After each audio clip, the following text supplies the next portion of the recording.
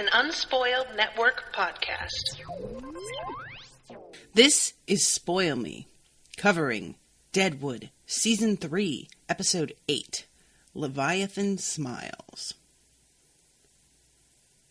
In this episode, rewatching the first season, I expressed some surprise, along with Owen, that such a huge figure in history was in this camp at this time, at the same time as Jane, at the same time as Al and Seth, who are both people of note as well.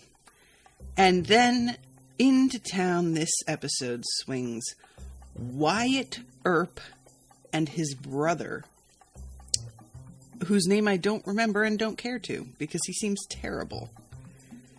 You know, history can be really bananas. Welcome to Spoil Me.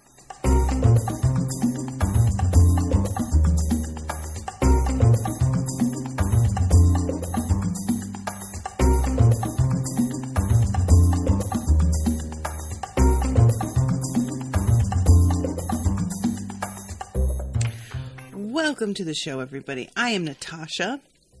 Thank you to Patrick for commissioning this episode. Yeah, guys, this caught me completely off guard. To be honest with you all, I think because of how far into this season we are, and because I continuously forget that Deadwood was canceled in a, kind of a surprising move. I don't think they were expecting it, were they? I keep thinking about it in terms of them knowing that this is going to be the final season, and therefore they would not introduce a new character at this point, especially a new character of the historical caliber of Wyatt Earp. But as it turns out, they are setting the stage for something with this, I think. And I am dying to know what this is. This episode feels like a two-parter because of the way that it ends. Most episodes, they'll end with it being sort of an open-ended question about some things. But this one really ended on a cliffhanger in a way that others haven't. The one exception that I can think of being the episode where William gets killed. And, he's run down by the horse and it ends. But even that, it seemed pretty clear to me in that moment that he was dead. And it turns out that he hangs on a little bit longer. But in the end, that really is what happened. He was killed then. This is the setup for Hearst's men to come into town. And, there's something that... I'm going to kind of go off topic for a couple minutes here, but please bear with me. I'm realizing as I watch this, how recently all of this happened. There's a tendency to think of these sorts of things as being hundreds and hundreds of years ago. But this was 100 years and change, and that's really not that far back. And the way that things were worked out, the difference between what civilization meant then and what it means to us now. I can't emphasize enough how weird it is to me that a single man could order the takeover of what amounts to an entire town. And there's no reason why he couldn't. All right, so 1870s. So 1970s, yeah, we got 150 years. 150 years about. But there is nothing in place in this town to stop him. That's half the reason everybody moved here in the first place, is that there is no law. And that's a real double-edged sword, as they say. I was going to say double-ended sword, but that doesn't make any sense. But yeah, so this guy is flouting the rules of civilization that everybody else has agreed to. And the last episode, when it ended with him fucking crying to himself because he's so misunderstood, which is just, it's so annoying. When it ended that way, it felt just like nobody understands and I am a man out of my time. Like, he sort of, when he has that moment with Odell, it really feels to me like what he's implying is that eventually everybody will see it my way. But for now, nobody understands me. And in this episode, when we see these guys come flying into town, carrying torches on horseback, whooping and clearly ready to make some fucking trouble, it becomes very clear that he is out of his time by about maybe 400 years in the past. Hearst is somebody who could have done well if he were like running a clan somewhere, you know, in Northern Europe. He's somebody who would have done all right being like having vassals in a feudal sort of society. That is the place that he wants to be in his heart. But in the civilization that they are trying to build in Deadwood, he doesn't fit. And nothing that he wants is like in the interest of the community. He is solely concerned with getting what he can get, everybody obeying him, and has this sort of deep-seated surety about himself that they will all come to realize eventually how right he was. And what kills me about him is that this is how I feel right now about society and about the way that the rich have exploited the poor. He is a stark example, you know, literally having people who are trying to unionize murdered. But that's not that far off of what's happening.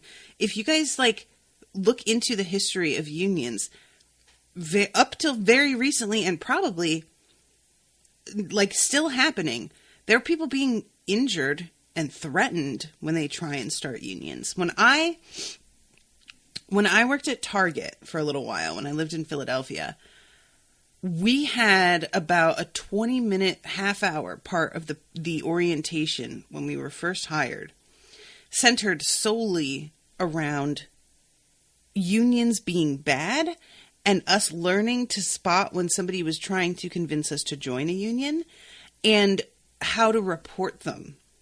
And then a bunch of propaganda about why it was in our best interest to report these people, because unions are just going to make things more difficult for you. Now, if you're anti-union, I really don't know what to say to you. Unions, like, are one of the few things that I feel has been really, what's the word I want? The idea of unions have been perverted in such a way over the past, 50 years or so, that a lot of people say the word, oh, he's a union worker, like it's synonymous with being incredibly lazy. And maybe in some cases, I'm sure that's true. People are people everywhere, and you're going to get lazy people who are just trying to milk the system everywhere. But the thing is that if everybody was unionized and protected, I feel like I'm getting way off topic. I think that unions are extremely important. I think that they ask for really bare minimum what we should be expecting at this point in history as workers. And that I really think that there is absolutely no reason why an employer cannot provide the kind of protection and benefits that a unionized labor force would require, other than they don't want to spend the money. And when we watch this moment at the end of this episode, where Hearst is standing out on the top of the hotel balcony, I use that word very in quotes because, as we all know, he just basically bashed a hole in the wall. As much as this is sort of feeling antiquated, men riding in on horseback with torches, when you really stop and think about the way that police and corporations have become so enmeshed, like government and money, it's not like they've ever been separated. But because of the way that laws have been twisted over the past, really 50 years especially, that enmeshment makes this scene to me feel more possible than it might have at another time. Because we have been seeing an uptick, maybe not an uptick in police brutality, but at least an uptick in like visible police brutality because of telephones having cameras and video on them. And the idea that there could be somebody out there who is using a police force to like intimidate the people and having a band of folks, or not even having to use an official system like police, having their own private, this feels very possible to me. The only difference is today, townships and whatnot are established. So you're not going to take over an entire town in name. Like, that isn't going to be, this is something that I feel Hearst, his goal is to rename Deadwood like Hurstville, basically. And maybe that couldn't happen today. But if it's a small enough town, we all know of places where there is literally one job provider in the area, especially in rural areas, which are more depressed. There is one Amazon warehouse and everybody works there. There is one, like here, the main one is Reese Foods. They package all kinds of pre-made food, and they are the main job provider in this area. And it's an ugly thing to watch happen. Someplace get a monopoly over the population like this. I am honestly completely unsure of what anybody can do to stop Hearst. All I can imagine is that everybody musters together to form a sort of like ragtag group of resistors. And I don't know if it comes down to it, if they even overcome, because he ordered 25 bricks, and I'm going to keep calling these guys bricks, just FYI. If these guys overcome the 25 bricks and manage to really make a case for themselves that they are independent from Hearst, I would imagine Hearst can just send another telegram, right? And be like, no, I want 40 now. I guess that requires the cooperation of Blazanov, which is not going to be forthcoming from here out, I feel. So perhaps that will be one of the things that throws a wrench in his plans, is having to physically go somewhere to convey a message rather than being able to do something this quickly. But he just has so much money and so much power that what options are there after a point? Like, this is a guy who could probably get, if he really felt the need, a couple hundred people to just oust everybody. And with Deadwood being separate from the United States, there's no protection at all. They have to manage this entire thing themselves. So I just don't know. Is it possible, because there's no actual protection by via the law here, could they arrest Hearst and take him somewhere else to be tried based on what happened here? That's kind of what they wound up doing with Jack McCall, who killed Bill.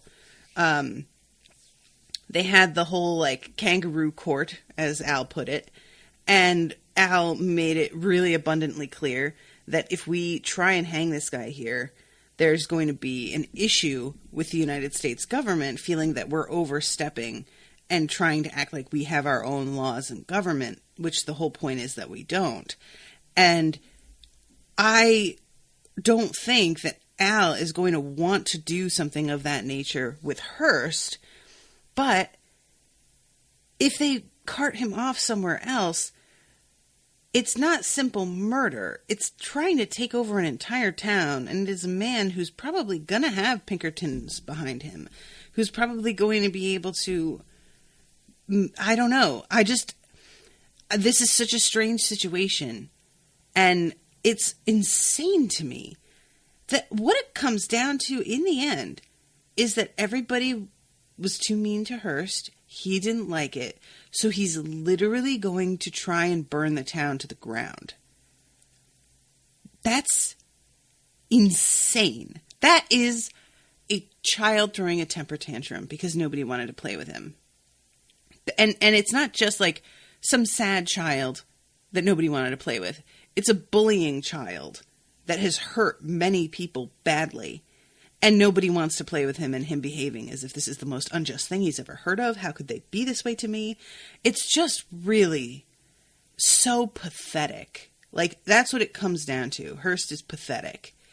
And I feel this way about a lot of men in power. One specifically, which shall remain nameless. But anyway, I just wanted to talk right out of the gate about the realization sinking in for me when I saw these men ride into town at the end of the episode of how base this is. You know, it's just, I'm going to get a bunch of my friends together and we're going to beat you up. And it always startles me that we have come so far as a society in some ways that we try and behave as if this sort of thing is unheard of nowadays. But we just have a different face on it than we used to. And we have grown, I feel like, so averse to using violence to solve problems. And I would like to say that in some ways, I think that's a good thing. I feel that in some ways, we have learned that violence can be just too cyclical.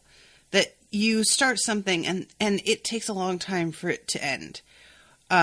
Or that violence can simply be a way of making new enemies or confirming the worst suspicions of the people who are already suspicious of you. However, violence there are very few situations in which oppressed peoples have managed to overcome their oppressors without using violence. And there is a lot to be said for the fact that an oppressor profits off of the reticence of the oppressed to use violence. I understand people who feel like it kind of undermines your message if you're doing things that are violent, but to a degree, the message matters less than the result. And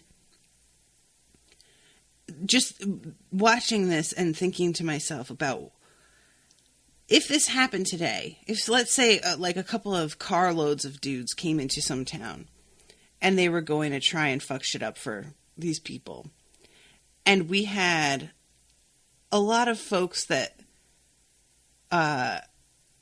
were trying so hard to still stay within the tenets of the law while coping with a bunch of dudes who are really very prepared to get violent, actually came here specifically for that purpose. What good could they possibly do? You can't have nonviolent pacifist resistance to men like this. That is doing nothing.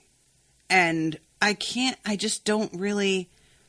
wonder in today's society what this would look like, you know, because I get really frustrated, guys, especially when there's something like property damage and everybody seems to be so preoccupied with the fact that somebody busted up property, and it's like, property is the least of anybody's concerns. Like, you guys should not be focusing on that. Some of the most famous and,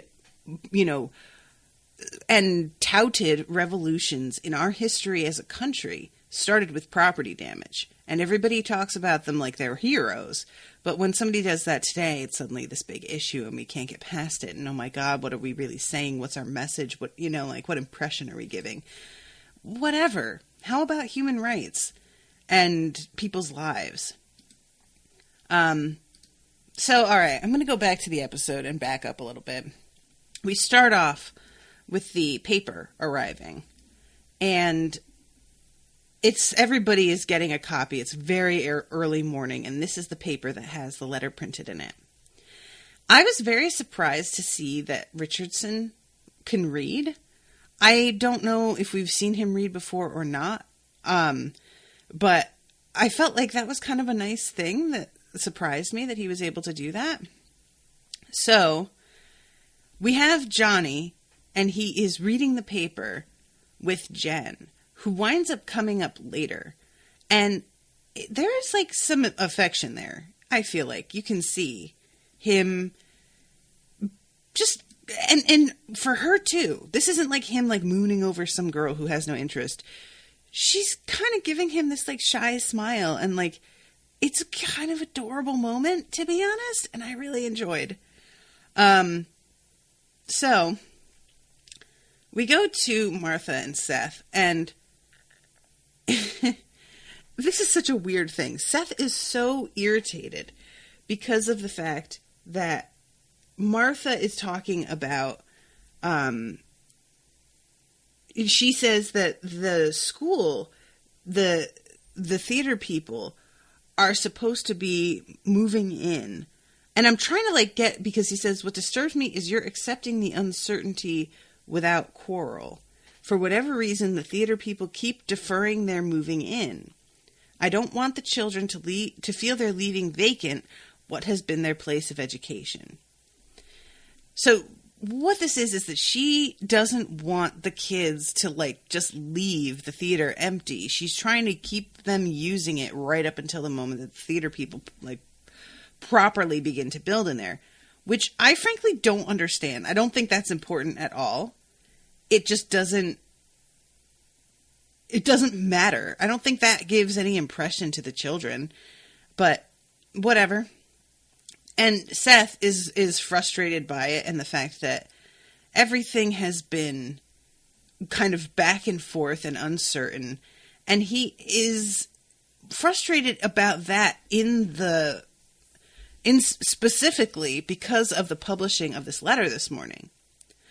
But Martha presents a fine target of a lightning rod for uncertainty and back and forth with her tiny little situation that she's dealing with specifically. And so he decides to lay into her on that. And it's just like, finally, later on, he comes around and apologizes for like being as unreasonable as he was. But he is just in a fucking mood the entire morning. He meets up with Saul and asks Saul if he knows what's going on, and Saul says he doesn't know, and Seth just like bites his head off about that. And kind of like Saved by the Bell, Saul and him, they're interrupted by this crew of dudes shooting off guns, riding in on a stagecoach with a great deal of pomp and circumstance. And this is supposed to be a delivery of some kind, and that's, I guess, not really that important what it is they've got with them. But they were set upon by 2 or 3 people whom they could not see very well, but who did fire at them, and returned fire in order to cover on their way down. And they're kind of hyped up and pumped up over this, encounter. And it becomes pretty clear that Seth and Al both are not entirely believing this story. And as he starts to press throughout this episode, it becomes clear that they're telling the truth. But I have to say, I really loved this introduction of Wyatt Earp. Now I'm going to come out and say, right out of the gate, I don't think I have ever seen a Wyatt Earp movie. I have read about Wyatt Earp because of something that I can't get into, but it is a spoiler for something I'm covering right now, and he comes up later. Or no, wait, actually, we covered that already. Okay, so Wyatt Earp is in a short story with the Dresden Files. And like, in terms of who he was, really, and where he went and what he did, I don't have a good outline of that mentally at all, and I won't look it up, but this is not a person that I have a particular, like, image in my mind of what he should look like. It's not somebody that I have any preconceived notions of what kind of personality he should have. And I really liked that when he comes in, his brother, it turns out his name is Morgan. Morgan is shooting his mouth off. And Wyatt kind of like stops him. Why don't you, he's starting to say like, oh, they were dodging behind stumps, doing yada, yada, yada. And Wyatt stops him and says, why don't you go in and get drunk and let the sheriff and I finish our talk? And in that instant, it's really clear what their relationship is. The little brother is a little bit too quick to just talk at his ass without really thinking about what he's saying. And Wyatt is the calming influence who takes a longer view of things and is a little bit more careful. And he has learned, it's not like his brother said anything incorrect here. It's more that he is already familiar with how much his brother fucks up and tries to like head him off before he can do any damage. And I'm going to say too that the dude who plays Wyatt, his name is Gale Harold is the name of the actor. I think that he has a really nice gravitas to him that he brings to this role that made him feel immediately like he was in the same caliber, or there is something about him that immediately makes you feel that he and Seth are kindred spirits, and they don't like each other right away, but that's natural because him and Seth don't really like anybody right away. That's a pretty rare thing, I think. And Seth is somebody whose respect that you have to earn. And so if he did like you right away, I'd feel like it would only be because you're non-threatening. And obviously Wyatt is not non-threatening. That's not part of who he is. And the whole interaction here, he says, I was a lawman in Dodge City, before that in Wichita, but I'm not looking for any of that here. What are you looking for? We got a timber lease. Me and my brother. And he asks him, what's your name? And clearly is kind of trying to point out to Seth, you've given me a fucking third degree as I'm just coming into town is a little bit inappropriate. I haven't done shit for you to be questioning me like this, and I don't really understand why you're in my face the way that you are. And it's obviously worse than it might be otherwise, because Seth was already in such a bad mood when these guys show up. But when he goes in to talk to when he goes in to talk to Al, it is another sort of instance of him being grilled by somebody he doesn't know. This is none of their business. And he says so. And it's just like, I'm not here for this fucking scolding tone. And Dan pulls his knife. That was a fucking moment. And I love the look that Al gets on his face when he sees Seth pull this knife. He's just like, oh, dude, what are you doing? That is so not what's happening here. So let's see. How many unknown parties? 2, maybe 3. At what were moved from you? 100 feet and more. They broke off. We returned fire. Describe them. My meaning would be them firing. I didn't get a good fucking look at them. And he says again, I'd also... Oh, no. He had said describe them already. And then this is him. I'd also say you're fucking free with your reprehending tone.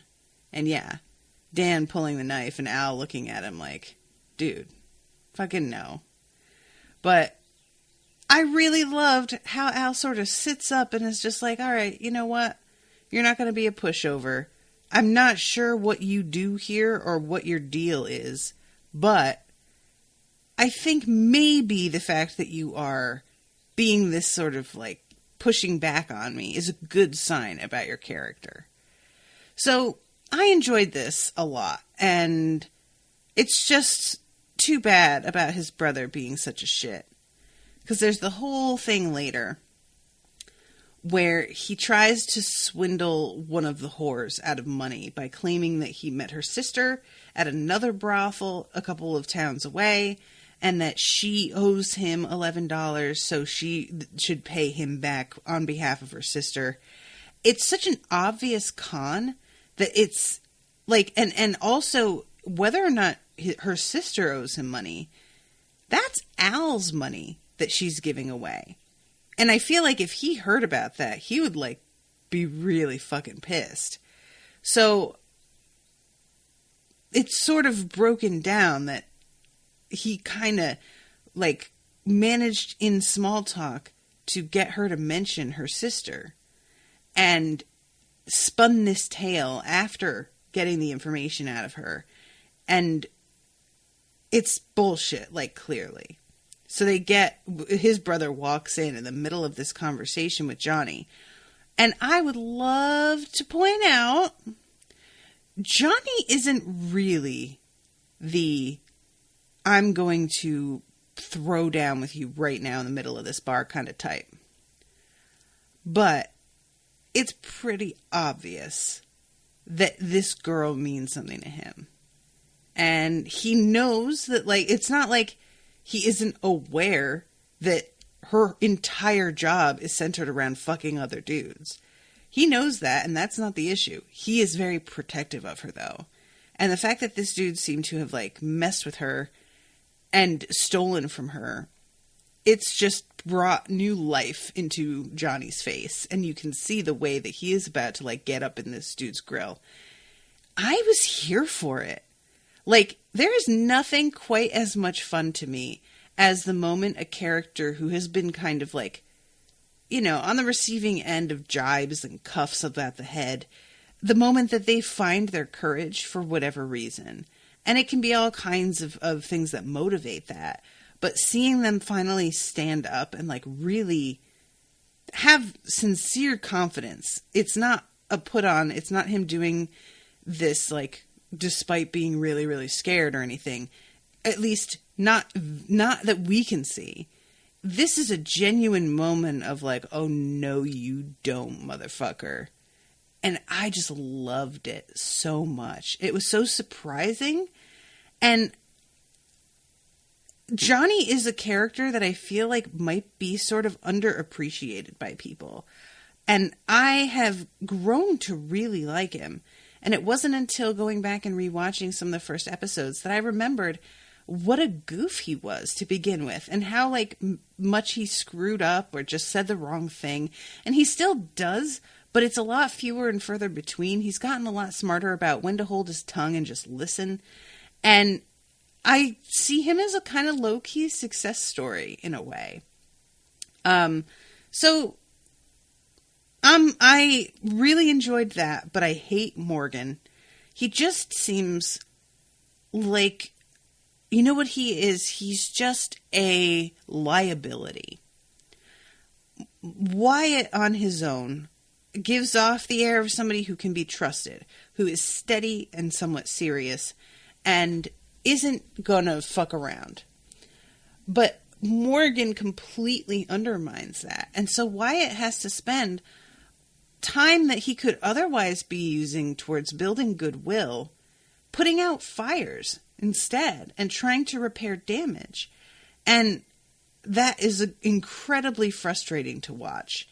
And I really am waiting for the point where Morgan does more than Wyatt can repair.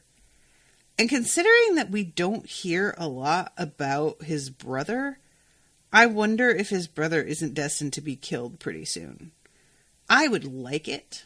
I'd like for him to be taken out of the equation entirely, but who knows? So that's basically, there's like a confrontation with Seth because apparently Morgan came into the hardware store and selected a bunch of merchandise and piled it up in the middle of the store and then just left. And Seth is very irritated by it, and he feels like that was super disrespectful and inconsiderate. And tries, it's like he wants to try and start a fight over this specifically, like he thinks that this is going to be an excuse for him to really like get up their asses. And I just need Seth to calm the fuck down. His temper is getting very tiresome. But eventually he gets notification back because he sent out feelers on whether or not Wyatt was telling the truth about having been a lawman. And they have a kind of a moment where Seth like doesn't exactly apologize, but just is like, I think that you and I probably have more in common than we know. And that I did give up being a lawman for a little while myself, but I never really lost the urge to beat up on certain types of people. And Wyatt says something like, yeah, that instinct never really does go away. And that's sort of it. So yeah, I am interested to see how things unfold between the two of them, because I feel like Seth is a slightly more mature version of Morgan in some ways. As much as I'm saying Seth and Wyatt are kindred spirits, and I still believe that to be true, what I mean by that is more that Wyatt has a steadiness and an evenness of temper, at least impression of temper, than Seth has, but Seth would like to be that way, when in fact he's much more volatile like Morgan is.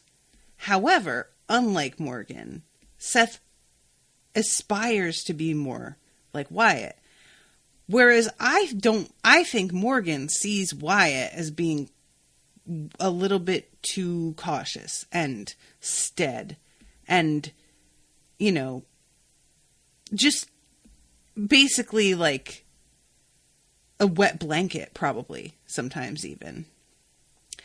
And Seth at least has the wisdom to see that that isn't the case and to want to be able to have the sort of self-control that Wyatt appears to have, even though I think Wyatt is younger than Seth, but nevertheless. So I want to say almost that I feel like Wyatt might be a good influence. And I'll be very interested to see how this all develops. So there's something else that I have been like wanting to talk about, but also wanting to avoid. And that is what's going on with Joni and Jane. Because we start off the scene with the two of them, and Joni was asleep in bed, and Jane was on the floor. And she's insisting that it's fine. She likes to sleep on the floor, but you can't help but think that she must be avoiding Joni, and Joni clearly feels that way. Jane gets up and says, I'll get the hell out of here. And Joni says, why not stay? And Jane says, I've got errands all morning, and tries to put her off, but her body language is really like she's avoiding her avoiding looking at her, avoiding turning towards her. And Joni asks, will you come back later? And Jane says, maybe. And the look, guys, her expression, the look of sheer hurt and disappointment that Joni gets on her face. It's so hard to watch. I'm looking at her right now and just tearing up over it because she is just so... There's like real regret there, and it's a combination. Like with Jane, it's clear that she is not comfortable with the fact that she and Joni did whatever they did. We see them kiss and then the camera cuts away. I assume they slept together, but maybe not. But I think they probably did, and that's why Jane is flipping out the way that she is. And I think that she regrets it. She's really flipped out. And Joni, for her part, I think, wonders if it was a mistake to do what Jane asked. Because the whole way that went last episode was Jane being like, well, fine, kiss me if that's what you fucking do. And acts like it doesn't matter to her. She's just saying that if Joni wants to do that, then she can go ahead. And Joni clearly had been kind of wanting to and decides, all right, you know what? This is her giving me an opening because she also wants this, but she doesn't know how to initiate it herself. But now I think Joni feels it might have been smarter to not actually do that. And this thing is that I get why she would feel that way, but at the same time, if Jane said, you can go ahead and kiss me or whatever you fucking do, and Joni said no, I feel like that would also have driven Jane away because she had made herself vulnerable and been rejected, and she doesn't really react to that super well, as we have seen. So this is a situation where neither option winds up, it all sort of hinges on how Jane decides to react. And none of this is really helped by the fact that once they go outside, the fucking dude who runs the place is down here with a Bible quote. I'll not have vile affectations or uncleanness on these premises. Find my specific meaning at Romans 1:24-26. And Jane, and it says, on the board, for this cause God gave them unto vile affectations, for they something did change the natural... Yeah, I can't read the whole thing. But basically, he's implying that he knows that they're sleeping together. And, oh yeah, here it is. Vile affectations, for even their women did change the natural use into that which was against their nature. That's it. And Jane says, she goes up to him and says, go fuck yourself today at the present moment, and gives him a shove. And I really liked that as much as she herself seems to be very unsure about everything that's going on, the moment somebody tries to push back on her about it, she is not here for it. She can be unsure all she wants, but you better not pass judgment about what she's fucking doing. And I'm hoping that that defiance will play into her becoming more okay with who she is. And because I just want her and Joni to be a thing. I just really they could be so good for each other. And Joni tells her, I'm moving out of that fucking place. And Jane says, not me. I never fucking moved in. And really takes off at practically a run. And Joni looks like she wants to cry. Genuinely. It's just... I hate it. So, let's go to the thing that I hate the most. And that is fucking Steve and the General. Because, guys, I am ready for Steve to just be gone. I am baffled at the fact that the show has decided to make as much of him as they have.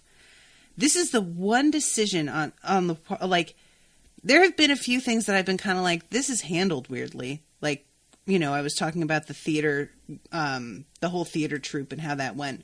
Although I think, Patrick, you sent me an email, and forgive me, Patrick, because I have not had time to look at things the way that I normally do. And he says, oh yeah, here it is. I just found an email. I'll just tell you about the theater people. Like he's trying to do at the town, Hearst kind of took over the plot in season 3 as it went along, and the theater people's story fell victim to that.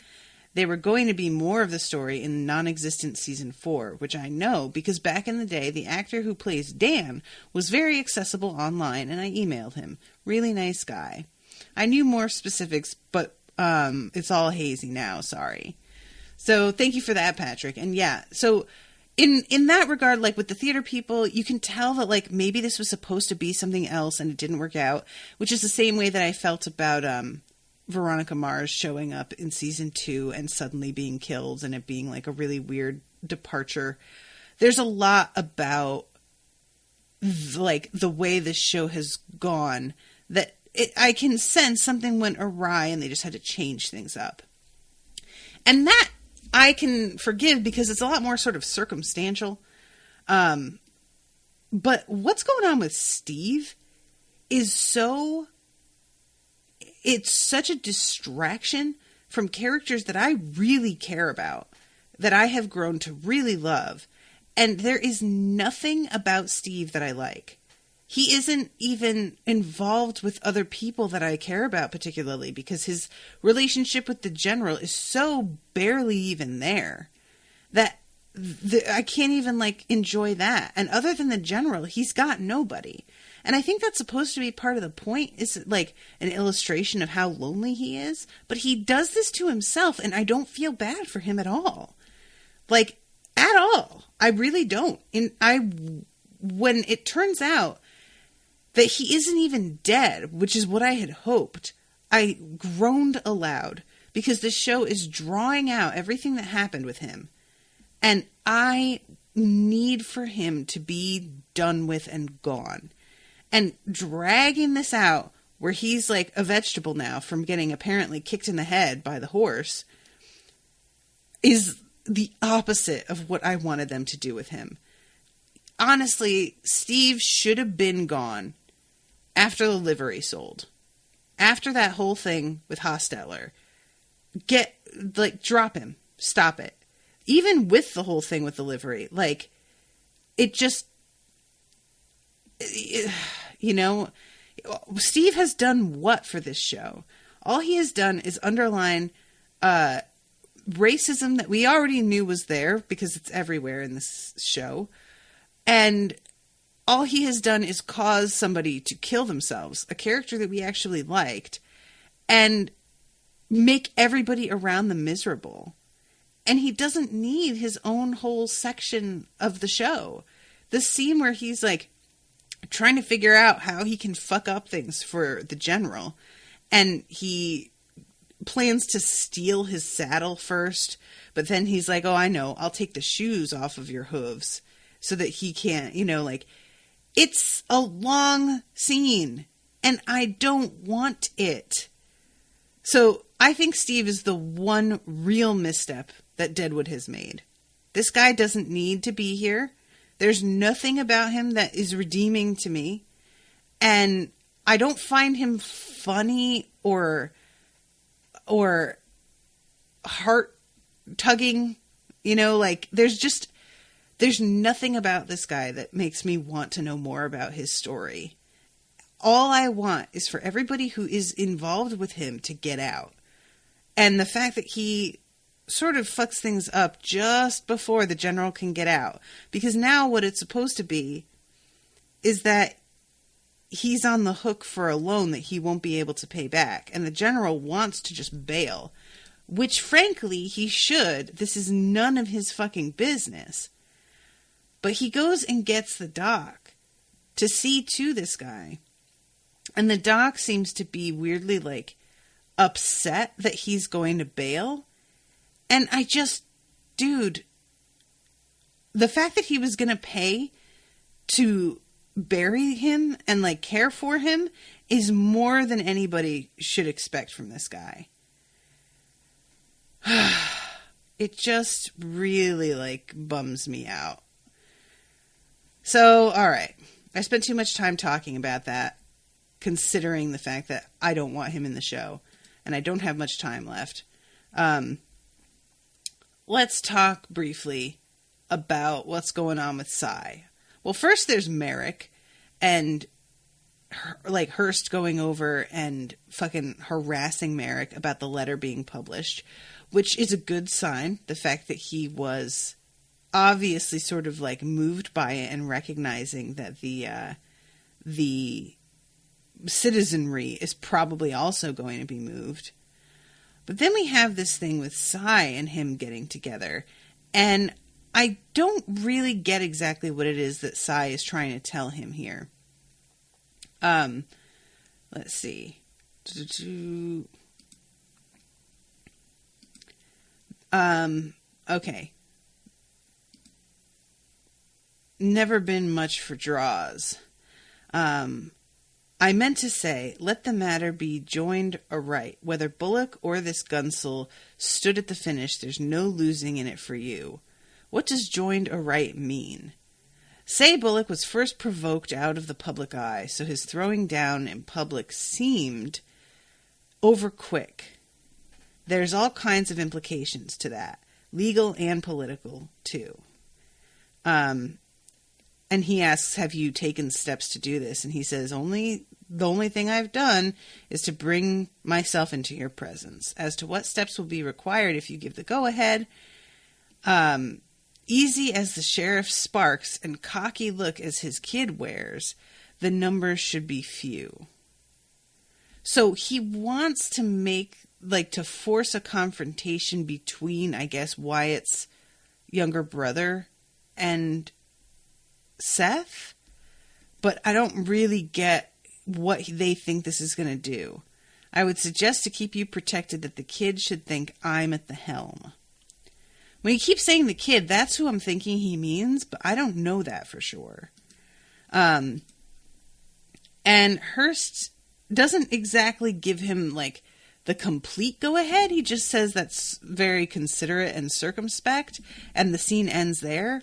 But I can't, all I want is for Cy to wise up and realize like what a complete monster Hearst is, and then basically set him up to fail on purpose. And I'm hoping against hope that's what's actually happening here, but I don't think so. I think Cy is really just thrown in his lot with Hearst, and it's just such poor judgment, I think.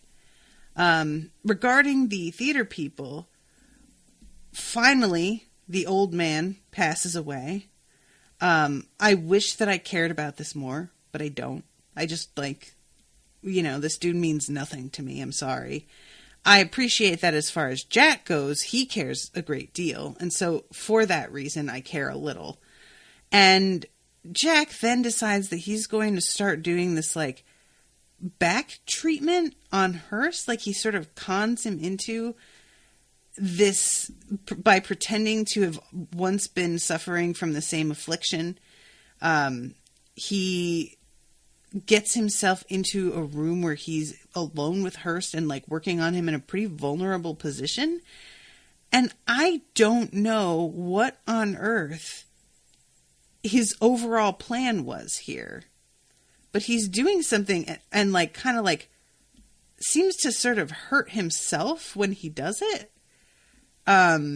There's just this weird scene where he's like, oh God. And then he asks Hearst, how are you doing? And it's kind of a weird sort of Han Solo moment. Everything's fine. How are you? I do not understand what his overall play is here, because he goes and talks about it later to Al. Given the sleigh ride which ensues, the best connection to Leviathan may not be by harpoon. I mean, the inimicable Hearst, suffering with discomfort at his back, the wiles of a bullshitter such as oneself may have use as a feint to occupy him. Campaign towards relief protracted, punctuated by Pentecostal whoops and manual pushes and prods while invoking arcane authorities. The host's unhealthy soul, reliable to sustain his symptoms. What? Like, I mean, I know what he's saying is just like, well, we're going to pretend to be doing something, and in fact, he's not going to get any better, and it's just going to distract him. But I mean, what kind of distraction is that really? I don't understand how this can be... all I wanted was for him to basically, while Hearst was at his mercy, like shove a dagger into his back. But that's not what it is. So what the fuck is he planning to do? And then we have him coming out onto the balcony, and in my opinion, throwing showing him his hand entirely by waving to Hearst from Al's balcony, which I feel like must be a signal that this guy is in with Al and therefore not to be trusted. If Hearst continues to trust this guy despite him last being seen on Al's balcony, that will feel very out of character to me. I don't know. There's just something about it that I'm just like, it just feels really sloppy, I guess. So yeah, I don't know. I'm trying to think like what, if there's something that could be done that I hadn't seen, but as far as I can tell, that's all he's suggesting is just like distracting him, which isn't really enough. I guess it's that they didn't know that all of these guys were going to arrive tonight, but they knew they were coming. The telegram was sent like a full 2 days ago at this point. They had to be aware that distracting him isn't going to work once he actually gets his fucking like riders in town. But I don't know, guys. This episode was kind of all over the place for me. I really enjoyed Wyatt. I really enjoyed, I like the realistic depiction of what's going on, as much as it's so painful to me, between Jane and Joni. I thought I was happy about what happened to Steve until it turned out that he was still fucking alive. And as far as what's going on with Jack and Hearst, I don't really get that. So if anybody wants to, like, if there's a non-spoiler way to wake me up to some shit that's very obvious that I'm missing, please feel free. But yeah, I guess also I just feel like this was such a first half that it didn't have that like satisfactory come back around feeling that a lot of the other episodes have, where it feels a lot more cyclical. And even if the story isn't done, it feels like they have come to a satisfying close. So I guess we'll just have to wait and see, because I'm really curious what the fuck these riders are going to be like. All right. Well, thank you guys so much for listening. Hope you're enjoying the coverage. Thank you again to Patrick, and I'll be seeing you again soon with a new episode. Toodaloo, motherfuckers.